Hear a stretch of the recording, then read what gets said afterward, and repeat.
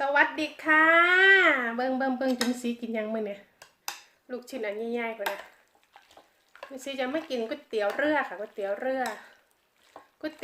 ใส่ผ้าขี้ริ้วนะคะผ้าขี้ริ้วค่ะคนนะปรุงแล้วเด้อค่ะปรุงแล้วอยู่อังกฤษมันหนาวเหรอจ๊ะก็เลยต้องกินของแบบ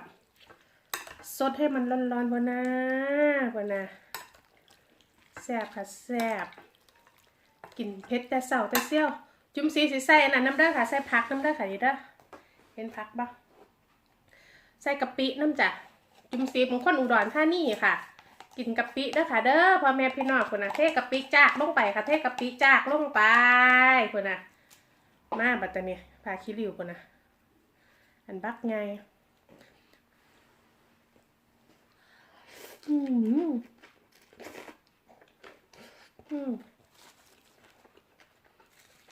พันผัก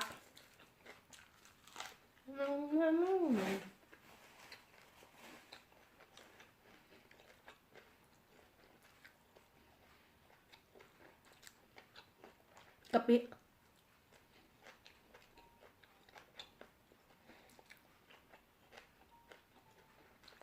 ผักชิลูก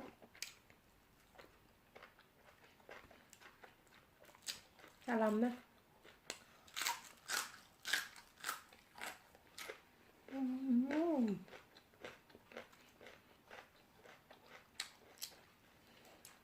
ผักกรอบดีเดียว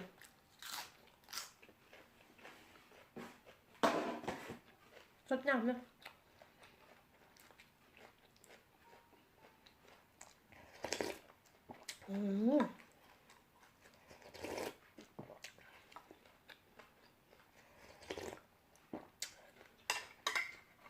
ตอนเศร้าอยู่เนอะกินเผ็ดบ่ค่อยได้ด้วยค่ะลูก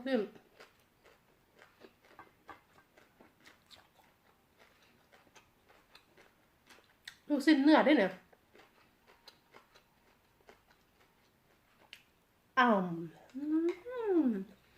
พันผักค่ะพันผัก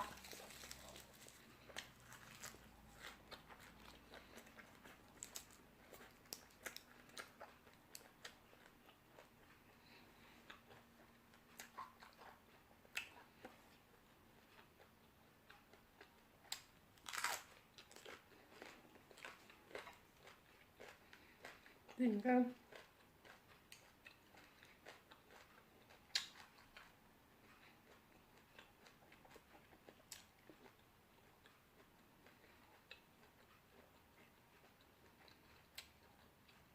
ปลาขี้เหลืองเนี่ย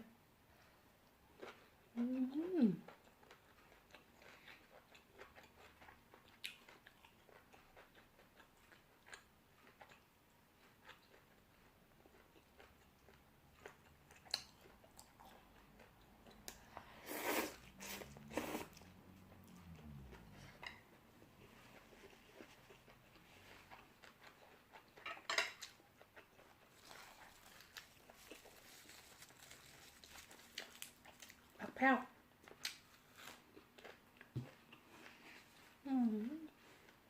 วิ่ง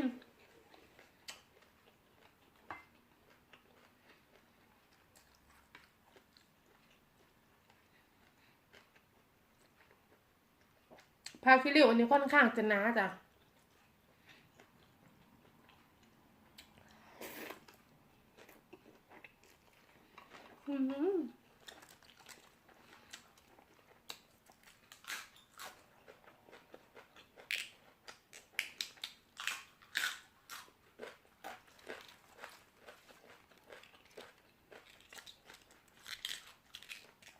คุยกินผัก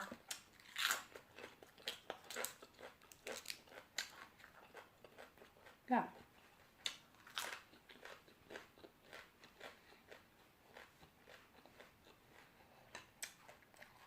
สดน้ำไปก่อน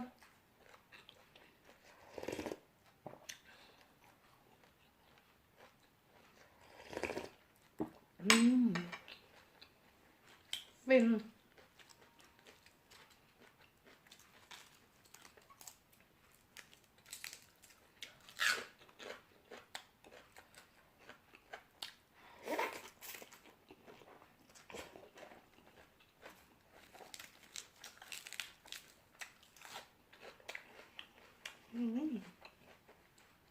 แบบ